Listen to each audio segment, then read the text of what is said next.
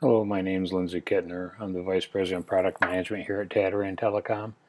In today's short video, I'm going to explain to you the advantages and the functionality of the Aeonix Emergency Conference Manager. Just a quick introduction. I'm going to come up and go through some functionality differences of our Aeonix and Aeonix4Cloud product, including location programming, our emergency conference, our conference manager using our ADC, and the panic button. And at the end of this video, I'm going to do a short demo presentation. With the rise in school and business incidents, Tataran has developed a special emergency handling and conferencing capabilities in our Aeonix platform. This allows a single button notification of an incident using either a panic button or a pre-programmed button on the phone.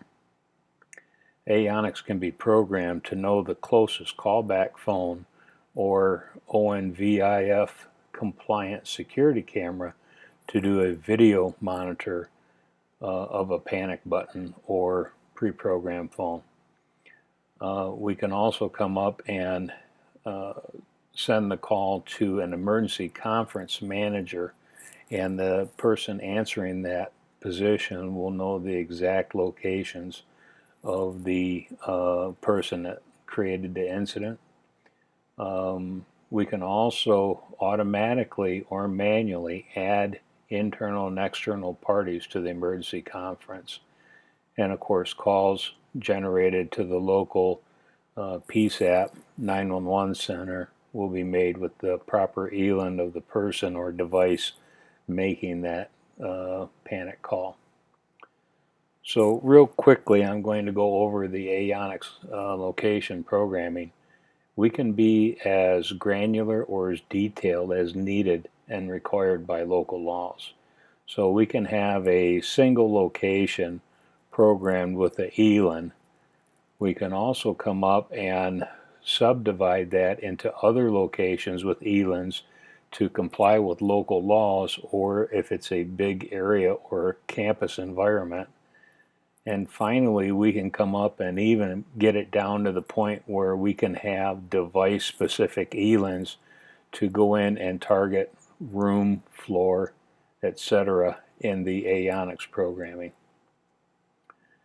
In the device programming, you can see that we have the ability to not only assign a main location to a device, we can also assign a sublocation to that device and have a unique ELIN that is for that device for callback and 911 PSAP database routability. And if this is a panic button, we can come up and we can program the closest phone for a callback as well as the closest ONVIF supported security camera, so we can do a HTML5 or video stream into the ADC. Panic button is a PoE LAN connected device. It has a single button to activate and deactivate. Has contacts within the panic button itself for remote button programming in case you want to put a second program or button off this under a desktop or whatever. Has a wide range microphone that can be programmed for sensitivity. It's browser-based programming and has a small compact metal case around it. So when either the panic button starts the conference or pre-programmed button starts it, they are programmed to ring down to an emergency conference. And in the Aeonix, then, an emergency conference manager is notified of this emergency call or incident happening. Within the Aeonix and the emergency conference manager, you can then either add manually or have automatic additions to either the local 911 PSAP center or security on-site people, off-site administrators, whatever you want in the Aeonix. What the person will see when an emergency conference is initiated the Emergency Conference Manager will get location information in their web ADC. The web ADC is a CTI-based application and has dynamic tabs in it. It can be used to control the conference, add members, remove members, mute people, and is a single button speed dial or manual activation.